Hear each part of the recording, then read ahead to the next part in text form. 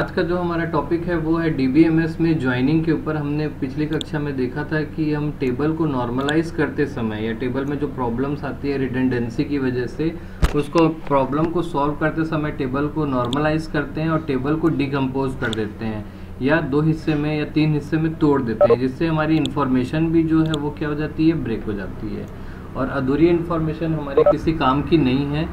तो जब भी कंप्यूटर को या एसक्यूएल को उसकी जानकारी कोई इन्फॉर्मेशन निकालनी होती है तो तुरंत वो क्या होता है, इस तरीके से टेबल्स को दोबारा ज्वाइन किया जाता है, इन्फॉर्मेशन निकाली जाती है और फिर जो टेम्पररी टेबल जो ज्वाइन किया हुआ है उसको डिस्ट्रॉय कर दिया जाता है। ये इन्फॉर्मेशन निकालने का तरीका है। यानी डेटाबेस में जो टेबल है वो टुकड़ों में रहता है, इन्फॉर्मेशन डिटेल्स जो है वो छोटे छोटे पार्ट्स में या टुकड़ों में रहती है और उनको ज्वाइन करके इन्फॉर्मेशन निकाला जाता है। विदाउट ज्वाइनिंग पूरा इन्फॉर्मेशन नहीं निकाला जा सकता है। तो हम देखते हैं कि ज्वाइनिंग कितने टाइप की होती है। कल हमने इनर ज्वाइन और आउटर ज्वाइन के बारे में देखा था। आज भी हमारा फोकस बेसिकली 2 पे रहेगा, इनर ज्वाइन और आउटर ज्वाइन। आउटर ज्वाइन को इस तरीके से 3 हिस्से में डिवाइड कर सकते हैं, left outer join, right outer join और full outer join. Inner join को आपने देखा, इनर ज्वाइन में अगर 2 टेबल हैं, ये पहला सर्कल पहला टेबल को दिखा रहा है लेफ्ट टेबल और ये राइट टेबल को दिखा रहा है, तो इन दोनों टेबल में जो कॉमन वैल्यू होगी, जो ब्लू एरिया दिख रहा है, कॉमन वैल्यू जो इनर वैल्यू है जो दोनों में है वही डिस्प्ले होगी। बाकी सारी रिकॉर्ड्स को हाइड कर दिया जाएगा या डिस्प्ले नहीं किया जाएगा। ऐसे ज्वाइनिंग को हम इनर ज्वाइन कहते हैं। फॉर एग्जांपल अगर मैं आपको यहाँ पर दिखाऊं तो आपके स्क्रीन पर देखिए, ये एक रोल नंबर और एस नेम वाला एक टेबल है जिसमें 3 स्टूडेंट के नाम है, मोहित, सुरेश और मनोज। और राइट साइड में भी जो एक मार्क्स का टेबल है, इसमें 3 रोल नंबर दिए हैं, रोल नंबर 1, 2 और 4। ध्यान देना है आपको, यहाँ पे रोल नंबर 3 है और यहाँ पे 3 के बदले 4 है। इसका मतलब 1 और 2 जो है वो कॉमन है। इसमें 3 है तो इसमें 3 नहीं है, इसमें 4 है तो इसमें 4 नहीं है। जानबूझ के बनाया गया ताकि आपको समझने में थोड़ा सा आसानी हो। तो जब भी हम इन दोनों टेबल को ज्वाइन करते हैं और अगर मैं इनर ज्वाइन और इक्वी ज्वाइन करूँगा तो ध्यान से देखना है आपको, लेफ्ट टेबल में 1, 2 है और राइट टेबल में भी 1, 2 है जो दोनों टेबल में कॉमन है। तो दोनों को ज्वाइन करने के बाद roll number, S name, roll number, test name और मार्क्स, ये 5 कॉलम ऊपर में आएंगे और जितने भी रिकॉर्ड्स कॉमन हैं, दोनों में कॉमन हैं, वो ही डिस्प्ले होंगे। 3 जो है वो 3 और 4 दोनों में नहीं है, इसलिए ये डिस्प्ले नहीं होगा। तो आप देख रहे हैं कि लेफ्ट टेबल जो कि यहाँ पर ये वाला है और राइट टेबल जो कि ये वाला है, इन दोनों में जो कॉमन वैल्यू थी 1 और 2, ये कॉमन एरिया को दिखा रहा है, वही डिस्प्ले होगी। यानी इन दोनों टेबल को अगर मैं इनर ज्वाइन करूं तो मुझे आउटपुट ये मिलेगा। क्लियर है? ये समझ में आया इनर ज्वाइन? कोई भी एक माइक अनम्यूट करके बता दो तो आगे बढ़ते हैं। Yes sir. अब हम आज जा रहे हैं, सेम एग्जांपल लेंगे आउटर ज्वाइन में। ठीक है, पहले देखते हैं लेफ्ट आउटर ज्वाइन। अगले एग्जांपल में जा रहे हैं लेफ्ट आउटर ज्वाइन में। यहाँ पर आप देखेंगे कि ये वाला टेबल वही सेम है जो पहले था। यहाँ 3 स्टूडेंट हैं, मोहित, सुरेश, मनोज। यहाँ पर भी सेम वही नंबर है, बस ज्वाइनिंग का जो आउटपुट है वो अलग है, आपको देखने के लिए मिलेगा। यहाँ पर इन दोनों में 1 और 2 जो है वो कॉमन है। इस लेफ्ट टेबल में सिर्फ 3 जो है वो सिर्फ लेफ्ट टेबल में है और 4 जो है वो सिर्फ राइट टेबल में है। तो ये आपका लेफ्ट टेबल है और ये राइट टेबल है। अगर मैं लेफ्ट आउटर ज्वाइन की बात करूं, इस डायग्राम पे आप देखेंगे तो लेफ्ट आउटर ज्वाइन में लेफ्ट टेबल का पूरा हिस्सा दिखाया जाता है, पूरा हिस्सा डिस्प्ले होगा, लेकिन राइट टेबल का सिर्फ वही हिस्सा डिस्प्ले होगा जो कॉमन है, आपको इस डायग्राम में दिख रहा होगा। और इसको एक एग्जाम्पल से देखते हैं। लेफ्ट टेबल में ये तीनों इन्फॉर्मेशन है, तो जब ज्वाइन करेंगे, यहाँ पे सॉरी मुझे लिखना है लेफ्ट आउटर ज्वाइन। ठीक है, तो लेफ्ट टेबल का जो पूरा हिस्सा है वो दिखाया जा रहा है। आप देख रहे हैं लेफ्ट टेबल का पूरा हिस्सा दिख रहा है, लेकिन राइट टेबल का सिर्फ जो कॉमन वाला हिस्सा है वो दिख रहा है। बाकी जगह पर नल वैल्यूज है, ब्लैंक, जिसको हम नल भी बोलते हैं। आपको बुक में इस तरीके से नल लिखा हुआ दिखेगा, लेकिन नल लिखा होगा तो थोड़ा सा डाउट होता है, इसलिए चलिए मैं लिख के दिखाऊंगा यहाँ पर।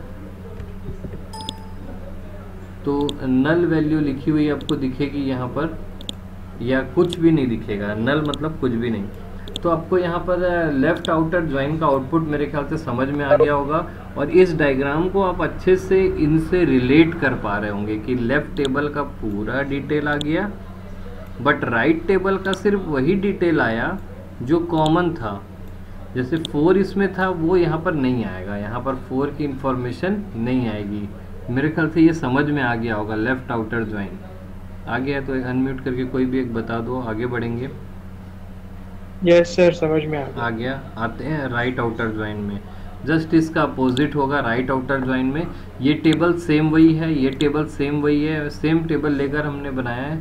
और राइट आउटर ज्वाइन में आप देखेंगे तो राइट टेबल जो है उसकी पूरी इंफॉर्मेशन आएगी, लेकिन लेफ्ट टेबल जो है उसकी पूरी इंफॉर्मेशन नहीं आएगी, जो कॉमन इंफॉर्मेशन थी वो आएगी। तो जो अगर मैं इसको राइट आउटर ज्वाइन करूं तो यहाँ पर आप देखेंगे राइट वाला जो टेबल है वो पूरा दिखाई दे रहा है। ये राइट वाला टेबल है 1 2 और 4, 1 2 और 4। राइट वाला टेबल जो है वो पूरा दिख रहा है, लेकिन लेफ्ट वाले टेबल में सिर्फ कॉमन वैल्यूज जो हैं वो दिख रही है लेफ्ट वाले टेबल की, और राइट वाले टेबल में जो कॉमन वैल्यूज थी ये दिखाई दे रही है यहाँ पर, और जो ये 4 है उसके अकॉर्डिंग यहाँ पर कोई वैल्यू नहीं है। तो यहाँ पर आएगा आपका नल। नल लिखा हुआ हम यहाँ पर नल लिख रहे हैं, लेकिन स्क्रीन पर जब आप करोगे तो आउटपुट में ब्लैंक दिखेगा। ब्लैंक के बदले नल लिख दिया जाता है। क्लियर है? तो ये जो टेबल है कुछ इस तरीके से होगा। तो आप देख सकते हैं कि राइट आउटर ज्वाइन या फिर लेफ्ट आउटर ज्वाइन करते समय हमको कुछ इंफॉर्मेशन मिसिंग दिखाई देगी। ठीक है, ये वही इंफॉर्मेशन है जो इसको मैं लास्ट में आपको बताऊंगा कि इस तरीके की घटना आपके साथ कई बार हुई भी होगी, हम लोग आगे देखेंगे। अभी तो फिलहाल ये राइट आउटर ज्वाइन है। मेरे ख्याल से राइट आउटर ज्वाइन समझ में आ गया होगा आपको। आ गया तो बताइए, आगे बढ़ते हैं फुल आउटर ज्वाइन पे। आ गया, चलिए फुल आउटर ज्वाइन पे चलते हैं। फुल आउटर ज्वाइन पे जा रहे हैं हम लोग। यहाँ पर आपको देखने के लिए मिल रहा होगा कि ये फुल आउटर ज्वाइन का डायग्राम है, और फुल आउटर ज्वाइन में आप देखेंगे कि लेफ्ट टेबल का पूरी इंफॉर्मेशन आपको दिखाई जाएगी, राइट टेबल की भी पूरी इंफॉर्मेशन दिखाई जाएगी, और कॉमन वैल्यूज जो है वो तो डिस्प्ले होनी ही है। यानी कॉमन वैल्यूज जो है वो पूरी की पूरी इंफॉर्मेशन देगा। लेफ्ट वाला अधूरा इंफॉर्मेशन, राइट वाला अधूरा इंफॉर्मेशन देगा। सेम टेबल आपके सामने है, लेफ्ट टेबल है, यहाँ पे रोल नंबर, एस नेम, मोहित, सुरेश और मनोज। यहाँ पर राइट में भी मार्क्स का टेबल है 1 2 और 4। यहाँ पे 1 2 और 3 है। 3 सिर्फ लेफ्ट टेबल में है और 4 सिर्फ राइट टेबल में है। अगर मैं इसे फुल आउटर ज्वाइन करूं तो इंफॉर्मेशन कुछ इस तरीके से आपको दिखाई देगी। सबसे पहले लेफ्ट टेबल की पूरी इंफॉर्मेशन दिखाई देगी, और इसके साथ ये जो कॉमन वैल्यू है वो राइट में दिखाई देगी, लेकिन लेफ्ट में जो अनकॉमन थी उसके आगे यहाँ पर आएगा नल। क्लियर है?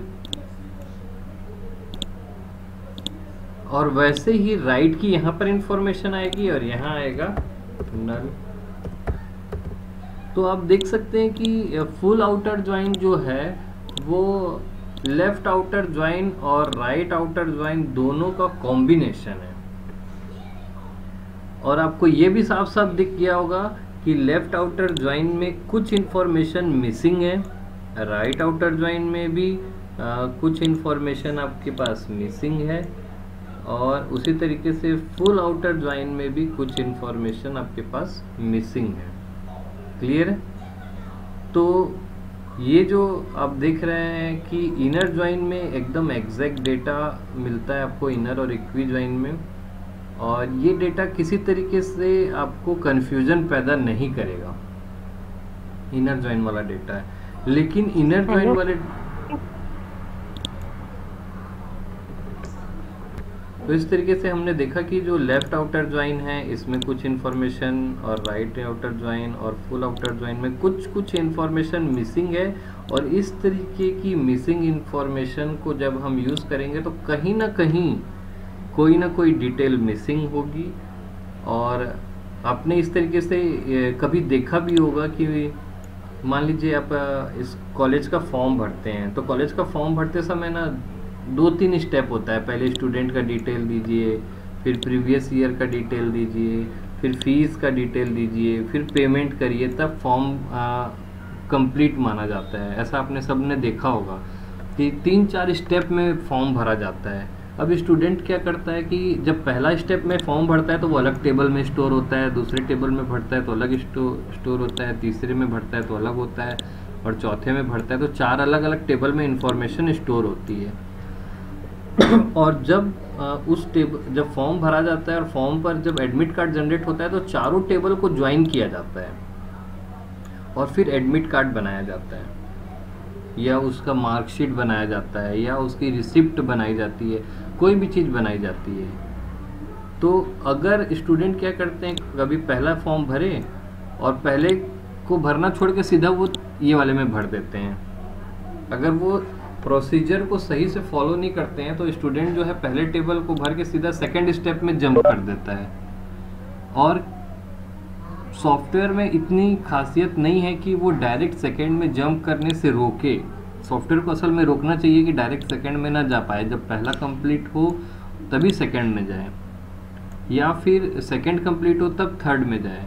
किसी वजह से सॉफ्टवेयर नहीं रोक पाता, या किसी वजह से वो फर्स्ट स्टेप को कंप्लीट ना करके सेकंड स्टेप में बाईपास कर देता है, तो इस तरीके की स्थिति आ जाती है। फर्स्ट टेबल में रोल नंबर 4 तो नहीं होता है, लेकिन सेकंड टेबल में उसकी सब्जेक्ट की डिटेल, उसका फीस डिटेल, उसका सारा डिटेल हो जाता है। तो उसको लगता है मैंने फीस सब्जेक्ट दे दिया, फीस दे दिया, सब कुछ दे दिया, लेकिन उसका नाम यहाँ पर छूट गया पहले टेबल में। अब जब उसका एडमिट कार्ड बनाया जाएगा तो इस तरीके से डिटेल आएगी। उसके एडमिट कार्ड में सब कुछ लिखा होगा, रोल नंबर लिखा होगा, सब लिखा होगा, ये लिखा होगा, ये लिखा होगा, उसका नाम नहीं लिखा होगा।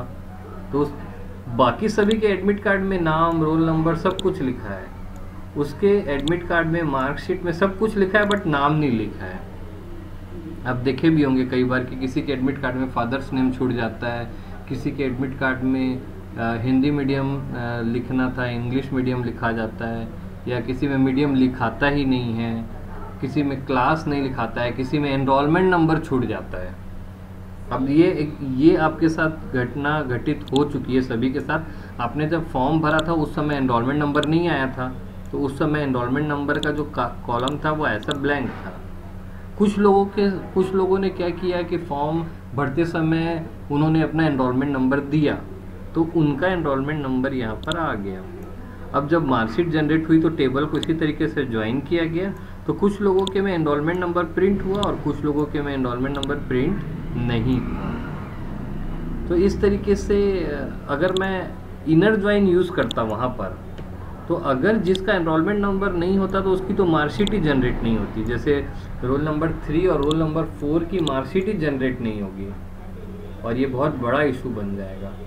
तो उससे अच्छा ये है कि मैं या तो लेफ्ट आउटर ज्वाइन करूं, तो यहाँ पर 4 को छूट जाएगा, तो यहाँ पर सभी की मार्कशीट जनरेट हो गई, लेकिन रोल नंबर 3 में ना कुछ नंबर नहीं लिखा हुआ है, यहाँ पर बस नाम लिखा हुआ है, कोई नंबर नहीं लिखा हुआ है। फिर रोल नंबर 3 कंप्लेन करेगा, फिर उसके रिकॉर्ड को सुधारा जाएगा और उसकी इन्फॉर्मेशन करेक्ट कर ली जाएगी। लेकिन कोई ये नहीं बोलेगा मैं तो एग्ज़ाम दिया था लेकिन मेरा मार्कशीट ही जनरेट नहीं हुआ, मेरा रोल नंबर नॉट फाउंड दिखा रहा है। कभी कभी आप देखे होंगे कि उसने पेपर भी दिया, सब कुछ किया, लेकिन जब वो रिजल्ट देखता है तो रोल नंबर नॉट फाउंड, क्योंकि उसकी ये इन्फॉर्मेशन तो आई है, ये इन्फॉर्मेशन नहीं थी। क्लियर है? तो ज़्यादा अच्छा है कि फुल आउटर ज्वाइन से उसको ज्वाइन किया जाता है, और कुछ लोगों की इन्फॉर्मेशन मिसिंग रहती है, फिर वो कंप्लेन करते हैं और उनको सुधार दिया जाता है।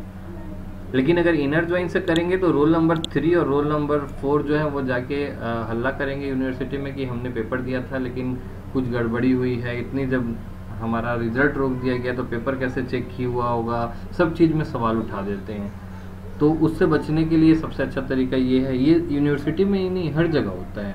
अब बैंक में जाइए, आपका अगर एक पासबुक में अगर अकाउंट नंबर ना छपा हो तो सामने वाला बैंक को ही तोड़ा ताड़ी कर देगा। तो उससे अच्छा ये है कि पासबुक इशू करिए, कुछ इन्फॉर्मेशन जैसे उसकी एड्रेस नहीं छपा, मोबाइल नंबर नहीं छपा, वो कंप्लेन करते हैं तो बाद में उसको ऐड कर दिया जाता है, लेकिन पासबुक सभी की प्रिंट कर दी जाती है। तो मुझे लग रहा है कि आपने आउटर ज्वाइन और इनर ज्वाइन को काफ़ी अच्छे तरीके से समझ लिया है। अलग अलग कंडीशन में अलग अलग तरीके की ज्वाइनिंग को यूज़ किया जाता है। अब आपको यहाँ पर आपने एग्जाम्पल से समझा, आपने ये डायग्राम समझा और आपने इस एग्जाम्पल से समझा कि इस डायग्राम का क्या मीनिंग है। अब मुझे लगता है कि आप ये डायग्राम को काफ़ी अच्छे से समझने लग गए हैं और ये एग्जाम्पल भी आप काफ़ी अच्छे से समझने लग गए हैं। अगर एग्ज़ाम में क्वेश्चन आता है कि ज्वाइनिंग को समझाइए, तो मुझे लगता है कि अभी जितने भी लोग अटेंड कर रहे हैं क्लास, वो बाकायदा इस एग्जाम्पल को लेकर और इस डायग्राम को लेकर काफ़ी अच्छे तरीके से ज्वाइन को कम से कम 10 पेज लिख सकते हैं आराम से। ये डायग्राम बनाते बनाते, ये 4 डायग्राम है, चारों डायग्राम को बनाते बनाते कम से कम आपको 4 से 5 पेज जाएगा। और 2-2 4-4 लाइन भी आप लिखेंगे कि नॉर्मलाइजेशन करते समय तोड़ा जाता है और इसको फिर जोड़ते समय इस तरीके से नल वैल्यूज आती है जो कभी प्रॉब्लम्स क्रिएट भी कर सकती है। कुछ कुछ सिचुएशन लिखे आराम से आप 7-8 पेज भर सकते हैं। अब आते हैं SQL में, हम ऐसे क्या क्वेरी में ऐसा क्या लिखें कि लेफ्ट आउटर ज्वाइन हो जाए, क्या लिखें कि इनर ज्वाइन हो जाए, उसको हम एक एग्जांपल से देखते हैं। यहाँ पर देखिए आपके पास एक जो सेलेक्टेड एरिया है ये इनर ज्वाइन को बता रहा है। यहाँ पर देखिए कि एक क्वेरी लिखी गई है, सेलेक्ट कॉलम नेम, ये सिंटेक्स है, इनर ज्वाइन का सिंटेक्स है। यहाँ पर सेलेक्ट कॉलम नेम की जगह आप स्टार लिख सकते हैं, कौन कौन सा कॉलम चाहिए। From table 1 inner join table 2, ये जो हिस्सा है ये बता रहा है कि इस टेबल पे इस क्वेरी में इनर ज्वाइन लगाया जा रहा है। कौन कौन से 2 टेबल पे लगाया जा रहा है, टेबल 1 और टेबल 2 के बीच में इनर ज्वाइन लगाया जा रहा है। जहाँ पर टेबल 1 की प्राइमरी की का कॉलम नेम बराबर होना चाहिए टेबल 2 के कॉलम नेम के, यानी कि ये सिंटेक्स है इनर ज्वाइन का। इनर ज्वाइन का अब मुझे लगता है कि इनर ज्वाइन का सिंटेक्स आप समझ गए होंगे कैसे बनाया जाता है। यहाँ पर इनर ज्वाइन लिखा जाता है, 2 टेबल का नाम लिखा जाता है, उसके बीच में इनर ज्वाइन लिखा जाता है। क्लियर है? अब देखते हैं लेफ्ट आउटर ज्वाइन का सिंटेक्स क्या होता है। आप यहाँ पे सेलेक्टेड एरिया में देख रहे हैं, यहाँ पर भी वैसे ही सेलेक्ट जो जो आपको चाहिए लिखिए और फ्रॉम 2 टेबल का नाम लिखिए। देखिए टेबल 1 और बीच में क्या लिखिए, लेफ्ट आउटर ज्वाइन। 2 टेबल के बीच में आप लेफ्ट आउटर ज्वाइन लिख देंगे और लेफ्ट आउटर ज्वाइन में आपको लिखना होता है ऑन। यहाँ पर भी आप ऑन लिख सकते हैं, तो ज़्यादा अच्छा होगा मैं ऑन से ही बताऊँ ताकि सब कॉमन हो जाए। तो 2 टेबल के बीच में अगर इनर ज्वाइन आप लिखते हैं और ऑन करके प्राइमरी की और फॉरेन की को जोड़ देते हैं, ये आपका होगा इनर ज्वाइन। वैसे ही 2 टेबल के बीच में आप लेफ्ट आउटर ज्वाइन लिखते हैं और ऑन करके प्राइमरी की और फॉरेन की को जोड़ देते हैं, तो ये होगा लेफ्ट आउटर ज्वाइन। सेम आप 2 टेबल के नाम के बीच में राइट आउटर ज्वाइन लिखते हैं और ऑन लिख करके प्राइमरी की और फॉरेन की को जोड़ देते हैं। आप ध्यान से देखेंगे कि यहाँ पर टेबल 1 डॉट लिखा हुआ है, ऐसा इसलिए लिखा है क्योंकि 2 टेबल में प्राइमरी की और फॉरेन की का नाम सेम हो सकता है। तो मुझे यहाँ पे लिखना पड़ेगा table 1 dot roll number equal to table 2 dot roll number. उससे हमको पता चलेगा कि टेबल 1 का रोल नंबर बराबर होना चाहिए टेबल 2 के रोल नंबर से। सेम हम आते हैं फुल आउटर ज्वाइन पे। फुल आउटर ज्वाइन का सिंटेक्स आप देखेंगे कि 2 टेबल के बीच में आप लिखेंगे फुल आउटर ज्वाइन और ऑन लिख करके प्राइमरी की और फॉरेन की को कंबाइन कर देंगे तो 2 टेबल आपका जुड़ जाएगा। और इस तरीके से आप ये क्वेरी का फॉर्मेट भी लिख सकते हैं और आपके पास ज्वाइनिंग यानी इनर ज्वाइन और आउटर ज्वाइन को लिखने के लिए काफ़ी सारा मटेरियल्स आपके पास है और काफ़ी सिंपल एग्जाम्पल है। अब ये एग्जाम्पल जो है बहुत छोटा सा है और आप अगर किसी बुक में देखते हैं या फिर 5 से 6 रिकॉर्ड भी होगा तो आपको थोड़ा सा ध्यान देना पड़ता है। जब तक आप खुद को फोकस नहीं करेंगे थोड़ा सा समझ में नहीं आता है। तो यहाँ पर इस तरीके से सिंपल एग्जाम्पल ही लिखिए ताकि चेक करने वाले को भी लगे कि आपने एक सिंपल एग्जाम्पल दिया और एक नज़र में वो उसको पहचान जाए। और ज़्यादा अच्छा हो कि आप इस तरीके से हाईलाइट कर दें कि जो रोल नंबर 4 है उसको आप किसी तरीके से डार्क कर दें या इसको आउटलाइन को डार्क कर दें ताकि चेक करने वाले को पता चले कि आप इसको अलग से रिप्रेजेंट कर रहे हैं जो कि इसमें नहीं है। इस तरीके से यहाँ पर भी आप डार्क कर दें, एक बार में नज़र पड़ेगी कि ये हिस्सा जो है वो कॉमन नहीं है, ये हिस्सा जो कॉमन नहीं है। और इस तरीके से आप बिल्कुल आउटर ज्वाइन इनर ज्वाइन को आप काफ़ी इजी तरीके से रिप्रेजेंट कर सकते हैं इस डायग्राम के साथ। तो मैं जैसा सोच रहा हूँ कि आप लोग काफ़ी अच्छे तरीके से इनर ज्वाइन और आउटर ज्वाइन समझ गए होंगे, और इसका अगर इस एग्जांपल का स्क्रीनशॉट भी मिल जाए आपको तो आप काफ़ी अच्छे तरीके से एग्जांपल लिख सकते हैं 2-4 लाइन थ्योरी ऐड करके। और अगर आपके पास कोई बुक होगी DBMS की तो आप उसमें देखेंगे काफ़ी सारे एग्जांपल थोड़े दिए हैं, बट थ्योरी पार्ट आपको आसानी से मिल जाएगा, और अब एक बार आप रीड करेंगे आपको पूरा चीज़ समझ में आएगा। तो मैं चाहता हूँ एक बार अगर आपके पास बुक है तो ये वाला टॉपिक आप रीड करके देखिए, इनर ज्वाइन और एक आउटर ज्वाइन, काफ़ी अच्छे तरीके से इस डायग्राम के साथ समझ में आएगा। और थोड़ा सा भी अगर आप कोशिश करेंगे तो मुझे लगता है कि आप खुद से ही 5-6 पेज का नोट्स बना सकते हैं। क्लियर है? तो ये था आपका इनर ज्वाइन और आउटर ज्वाइन, और कल हम देखेंगे नेचुरल ज्वाइन, इक्वी ज्वाइन, ये सारी चीज़ों को आगे देखेंगे।